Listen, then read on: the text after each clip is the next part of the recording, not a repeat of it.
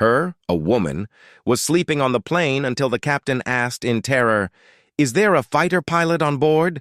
The trembling voice of co-pilot James Wilson echoed through the aircraft speakers as the Boeing 747 flew through one of the worst storms ever recorded over the North Atlantic. "Ladies and gentlemen, we have a serious medical emergency. Captain Mitchell is unconscious, and I need immediate assistance from anyone with combat aviation experience." In row 23C, Kesha Washington slowly opened her eyes.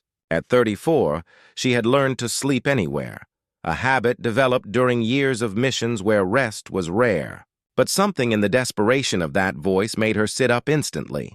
Beside his wife, businessman Richard Blackwood adjusted his imported glasses and muttered as if anyone qualified would be traveling in economy class. His disdainful gaze swept over Kesha, who was wearing simple jeans and a plain blouse, her natural hair tied back in an uncomplicated ponytail. Turbulence shook the plane violently as rain hammered the windows with deafening force. Among the 312 passengers, panic began to spread. Children cried, people prayed aloud, and some were already typing farewell messages on their phones. "Please," James' voice cracked over the intercom. "Anyone with military aviation training, identify yourself immediately. We are flying blind through a Category 5 storm, and I have never faced anything like this alone." Kesha stood still for a moment, watching the terrified faces around her. She noticed how no one considered her a possibility. To them, she was just another ordinary passenger, a black woman traveling alone, probably visiting family or returning from some simple job. Richard Blackwood stood up abruptly. "Listen here, kid," he yelled toward the cockpit. "His brother-in-law is a private pilot. I have flown with him dozens of times. I can help." A flight attendant came running. "Sir, we need someone with specific military experience. Civilian training is not enough for these conditions." "Are you doubting me?" Richard puffed out his chest, his arrogance intact even in chaos. "I paid $15,000 for these first-class seats. I have more experience than anyone else on this plane." It was then that Kesha stood up quietly. Her movements were fluid, precise, unlike the desperate agitation of the other passengers. As she walked down the aisle toward the cockpit, some passengers watched her with curiosity, others with skepticism. "Excuse me?" she said to the flight attendant, her calm voice contrasting sharply with the chaos. "Colonel Kesha Washington, Air Force, 500 hours of flight time in F-22 Raptors, expert in navigation under extreme conditions." The silence that followed was deafening. Richard Blackwood stared at her in disbelief, his mouth open. "You have got to be kidding me," he muttered. But in Kesha's eyes was something that made the flight attendant step back. An absolute calm that only exists in those who have weathered worse storms and lived to tell the tale. Something that suggested well-kept secrets and a silent strength that was about to be revealed. If you are enjoying this story of overcoming adversity and justice, do not forget to subscribe to the channel to find out how a simple passenger would turn the most terrifying flight of their lives into the most epic demonstration of why we should never judge someone by their appearance. Richard Blackwood's bitter laughter echoed through the cabin as the storm continued to batter the Boeing 747. "Colonel, he gestured dismissively toward her. "Look, I respect our military, but I am not going to bet my life on a fantasy.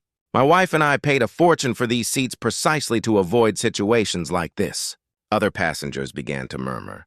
An elderly lady in first class whispered loud enough for everyone to hear, "Is she really qualified? She looks so young." The subtext was clear and painful. James Wilson appeared at the cabin door, his face pale with terror. "Please, anyone with military experience needs to come forward now. Captain Mitchell is having seizures, and I have never flown solo in conditions like this." His voice broke on the last word. "Listen here, young man." Richard stood up again, puffing his chest. "I have flown in private jets all over Europe. I have over 200 hours of experience as a passenger in luxury aircraft. I know the procedures." Kesha remained silent for a moment, observing the dynamic. She had learned during years of service that some battles had to be chosen carefully. But when she saw the despair in the young co-pilot's eyes, something inside her awakened. The same force that had sustained her during impossible missions in hostile territory. "Mr. Wilson," she said calmly, "I need to know our current altitude, speed, and exact weather conditions." "We are at 38,000 feet. Speed 450 knots. Crosswinds of 120 kilometers per hour with gusts up to 160, James replied automatically, recognizing the authority in her voice. Richard let out a cruel laugh. Impressive, she memorized some numbers from Wikipedia. That does not make her a pilot. It was then that Kesha did something that silenced the entire cabin. Without hesitation, she began to recite. Emergency procedure for loss of pressurization at cruising altitude. Immediate oxygen mask. Emergency descent to 10,000 feet. Descent angle not exceeding 15 degrees to avoid structural stress. Communication with Air Traffic Control Code 7700. She continued for another 2 minutes, detailing procedures only highly trained military pilots knew by heart. The silence was broken only by the roar of the storm. James Wilson stared at her with relief and admiration. "Ma'am, the cabin is yours!" But Richard Blackwood was not finished. "1 minute. Anyone can memorize procedures. I demand to see proper credentials before I entrust my life to someone who clearly does not belong in first class on an international flight." The words cut like blades. Other passengers avoided eye contact, embarrassed but unwilling to confront the man. Kesha felt the familiar burn of injustice, the same one she had experienced many times in her military career when she had to prove her competence twice as much as any man or white colleague. For a moment, memories flooded her mind. The first time she was questioned during a combat mission when a white colonel publicly doubted her ability to lead a fighter formation. The time she was passed over for a promotion despite having the best flight record in her class. The whispered comments about racial quotas that had followed her throughout her career. But she also remembered what had made her the most decorated pilot of her generation, the ability to turn every doubt into fuel, every insult into motivation, every underestimation into a strategic advantage. "Mr. Blackwood," she said finally, her voice calm enough to make some passengers shiver. "There are 3 kinds of pilots in this world. Those who fly when it is easy, those who fly when it is hard, and those who fly when it is impossible." She took a step toward the cockpit, then stopped. "During my career, I have saved 17 aircraft in situations the manual said were unrecoverable. But what really qualifies me for this moment is not medals or flight hours. The plane dove violently, causing several passengers to scream. Kesha did not even brace herself, maintaining balance with the ease of someone who had faced worse turbulence than this. What qualifies me," she continued, "is that I am the only person on this plane who has flown through a war zone with 2 engines out, a destroyed navigation system, and missiles being fired at my aircraft. And I still brought my squadron home." Kesha nodded and began walking toward the cockpit. But before passing Richard, she turned one last time. "Mr. Blackwood, when we reach the ground, and we will, perhaps you will reflect on how a black woman who does not belong in first class saved your life and that of your family." While she disappeared into the cockpit, the passengers fell silent. Some began to realize they might have witnessed something greater than a simple air emergency. And Richard Blackwood, for the first time in decades, felt something he had not experienced since childhood. The painful and inevitable feeling of being completely wrong about someone whose worth he had underestimated based on prejudice that now seemed not only cruel, but dangerously stupid. What none of them knew was that Kesha Washington carried with her not only exceptional flying skills, but also a personal history that would make every condescending word sound bitterly ironic. A history that, when revealed, would forever change how everyone on that plane viewed courage, competence, and the true meaning of heroism. Inside the cockpit, Kesha Washington faced a situation that would have sent any commercial pilot into panic.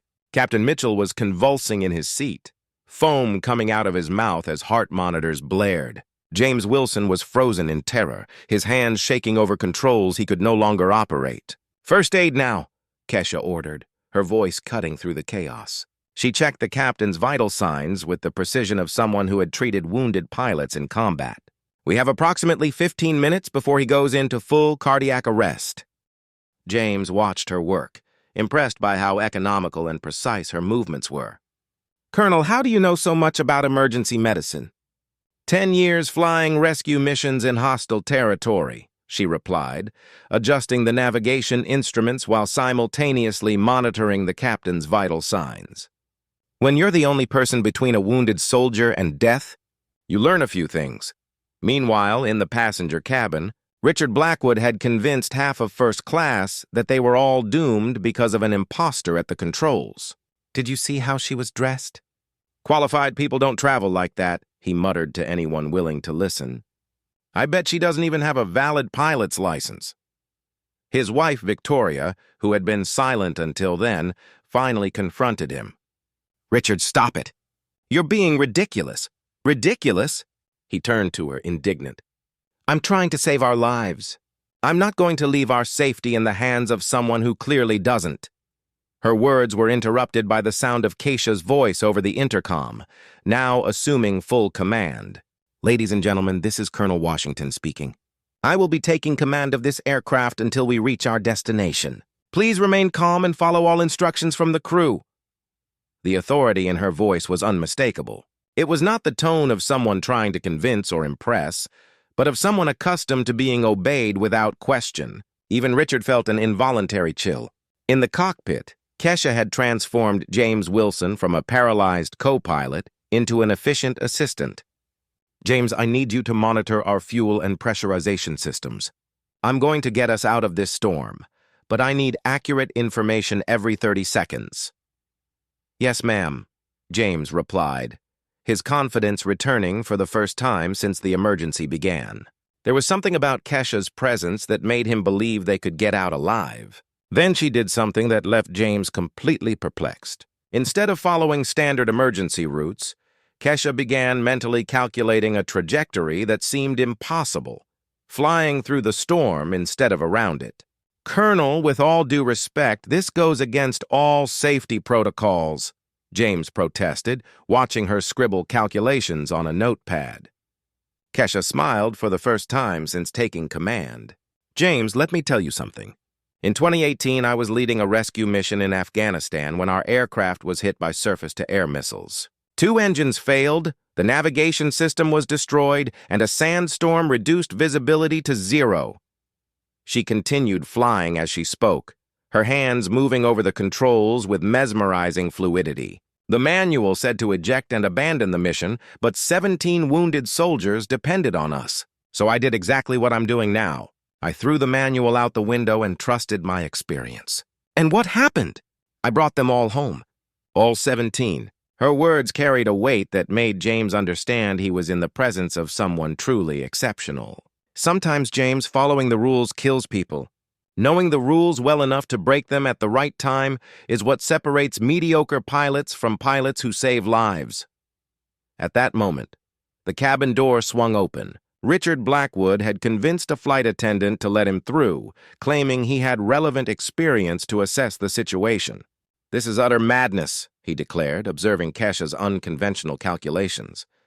"You're putting us all in danger. I demand to speak to air traffic control immediately." Kesha didn't turn to look at him. "Mr. Blackwood, this cockpit is no place for tourists." "Please return to your seat." "Tourist." Richard's voice rose an octave. "I've flown in more private jets than her entire life. I know aviation and what she's doing is collective suicide." That's when something interesting happened.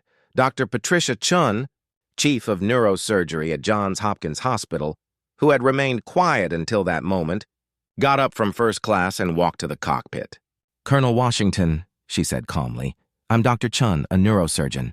I worked for 3 years in military hospitals treating pilots with neurological injuries. I can help with Captain Mitchell."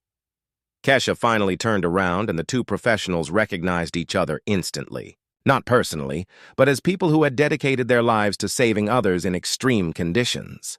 "Doctor, it would be an honor to have you with us. The captain is stable at the moment, but we need constant monitoring." Richard watched this exchange with growing frustration. "You're all crazy. This is a conspiracy to kill us." Dr. Chun looked at him with the patience of someone who had dealt with hysterical family members during medical crises. "Mr. Blackwood, I've treated hundreds of military pilots. This woman has the kind of training no amount of money can buy. I suggest you trust her." "Trust?" Richard laughed bitterly. "Based on what? Her word?" It was then that Kesha did something that completely changed the dynamics of the situation. Without stopping flying, she said calmly, "James, Please tune to military emergency frequency 121.5 and identify our position to Andrews Air Force Base. Colonel Washington to Andrews. Base requesting identity confirmation for civil emergency. The response came immediately. Colonel Washington, Spectre, is that really you? This is Commander Rodriguez, Military Air Traffic Control. We confirm your identity. Spectre, you disappeared from radar 20 minutes ago. The entire Air Force is mobilized looking for you. The cabin fell completely silent. Richard Blackwood turned pale, finally realizing he had completely misjudged one of the most decorated pilots in American military history. Andrews Air Force Base, Kesha continued. We have a simultaneous medical and weather emergency. Captain incapacitated, flying through an unforeseen storm system. Requesting coordinates for emergency landing at the nearest airport with Boeing 747 capability. Spectre, you have top priority. All airspace on the East Coast has been cleared for you. We have emergency medical equipment being directed to Baltimore International Airport. Dr. Chun smiled discreetly when she saw Richard's expression. Do you know many tourists who have the entire Air Force mobilized to help them, Mr. Blackwood? But what none of them knew was that this emergency was just beginning. In the next few minutes, Kesha Washington would have to use not only her elite piloting skills, but also secret knowledge acquired during classified missions that even her military superiors did not fully know about. And when the true extent of her capabilities was revealed, Richard Blackwood would discover that he had underestimated not only an exceptional pilot, but a true living legend of American military aviation, someone whose story would forever change his view of competence, courage, and the true meaning of heroism.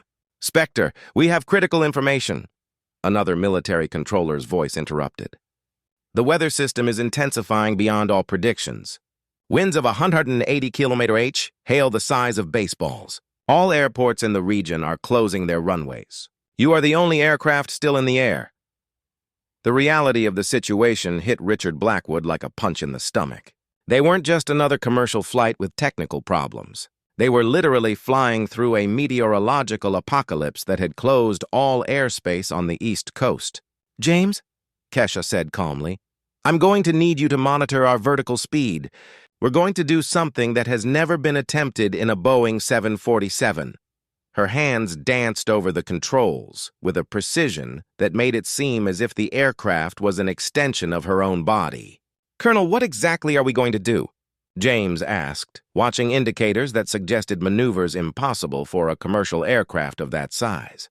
Controlled spiral descent through the eye of the storm, she replied, beginning mental calculations that left both James and Dr. Chun impressed.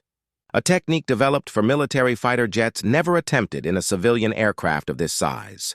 Richard felt his legs buckle. During her business career, he had met some truly exceptional people, but never anyone operating at such an advanced level of competence that it seemed to transcend normal human limitations. Spectre? Another military controller's voice interrupted. This is General Patricia Hayes, Pentagon Air Operations Command. We have confirmed that it was your mission to save 2 other aircraft during Operation Tempest Shield in 2019. Is it true that you guided a malfunctioning C-130 through a sandstorm, using only radio communication? Affirmative, General. Similar situation, different atmospheric variables. Kesha replied as she simultaneously adjusted flight angles that made the Boeing 747 dance through air currents that should have destroyed any aircraft. James was speechless. Colonel, you saved other planes just by giving instructions over the radio. 17 aircraft throughout my military career, she confirmed, her concentration unshaken. When you learn to see atmospheric patterns in 3 dimensions, you can guide anything that flies, even without being physically at the controls. It was at that moment that Richard Blackwood had a devastating epiphany about the true extent of his ignorance. She, he had judged based on appearances, was not just a competent pilot. She was a living legend of military aviation. Someone whose skills were studied in militaries around the world. Dr. Chun said, Kesha, I need you to monitor Captain Mitchell. What I'm about to do in the next few minutes will subject us all to G-forces that could affect his medical condition. Understood, Colonel. He's stable, but you're right about the G-forces. General Hayes, Kesha continued over the radio, requesting confirmation that all civilian aircraft had been directed to alternate airports. I don't want anyone trying to follow our trajectory. Spectre, you are the only thing flying in American airspace right now. We have 13 military bases monitoring your situation. The president has been personally briefed. Richard felt the world spinning around him.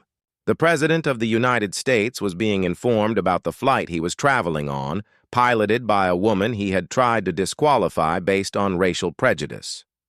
James, I need you to take over communications with air traffic control while I execute the descent, Kesha instructed. I'm going to need total concentration on the next maneuvers. Colonel Washington, Richard finally spoke, his voice broken with humiliation. I need to apologize. What I said was... Mr. Blackwood, she interrupted him without diverting her attention from the controls. Your apologies can wait. Right now I need to save his life and everyone else is on board. The aircraft began a spiral descent that defied all the laws of commercial aeronautical physics.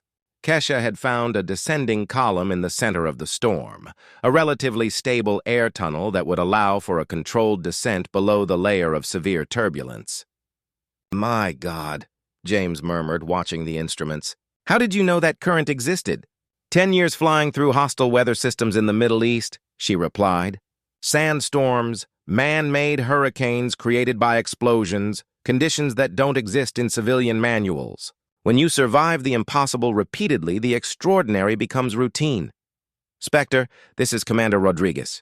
We're seeing your trajectory on radar. This is impossible. How are you keeping an aircraft of this size stable while descending 4,000 feet per minute? Applied physics, Commander, and 17 years of experience turning impossible situations into safe landings. Richard watched through the window as they descended through the eye of the storm. Lightning streaked across the walls of clouds around them like apocalyptic fireworks, but the aircraft remained strangely stable, as if guided by forces beyond normal human comprehension. General Hayes, Kesha called over the radio, requesting coordinates for Dover Air Force Base. We'll need a runway with full emergency capability and medical personnel on standby. Spectre, Dover is ready. Main runway cleared. Emergency foam being applied. Ambulances in position. You have absolute priority over all airspace. James, when we touch down, you'll see why they call me Spectre, said Kesha, a barely perceptible smile touching her lips for the first time since she had taken command. Over the next 15 minutes, Richard Blackwood would witness a display of technical skill and personal courage that would completely redefine his understanding of competence, leadership, and the true meaning of heroism.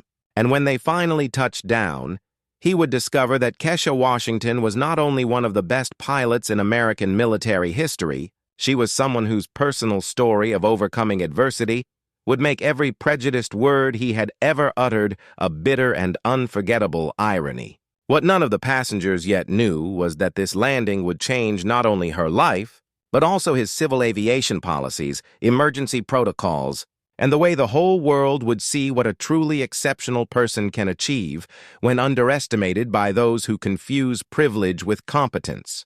6 months after the miraculous landing, Kesha Washington was promoted to Brigadier General in a ceremony at the Pentagon, becoming the youngest black woman in history to achieve such a rank.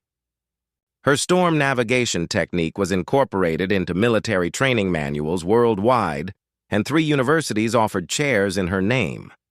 General Washington saved not only 312 lives that day, the Secretary of Defense declared during the ceremony. She redefined how we evaluate competence versus appearance in our armed forces. In the audience, Dr. Patricia Chun applauded enthusiastically. She had co-authored an article with Kesha on emergency aviation medicine, published in the world's most prestigious medical journal. James Wilson, now a captain, commanded his own commercial aircraft, always crediting Kesha as his greatest inspiration. Meanwhile, Richard Blackwood faced the reality of his choices. The video of his prejudiced comments during the emergency had leaked on social media, going viral with over 50 million views. His investment firm lost 80% of its clients in 3 months, forcing him to file for personal bankruptcy. Daddy, why do people get mad when they see your name on Google? asked his 12-year-old daughter, innocently destroying what remained of his pride. Victoria had filed for divorce, taking half of the remaining assets and full custody of the children. "I married a man who admired success," she told the judge. "I discovered that I had lived for 15 years with someone who confuses privilege with competence." Richard now worked as a salesman at a used car dealership using public transportation, the same ordinary life he had once despised. Every morning he passed a giant billboard in the city center showing Kesha in military uniform with the words, "Leadership has no color. It has character." During a lecture at the Air Force Academy, Kesha was asked by a cadet how to deal with prejudice. "Young man," she replied, "let them underestimate you. While they spend their energy doubting your abilities, you use that same energy to develop skills they can never question."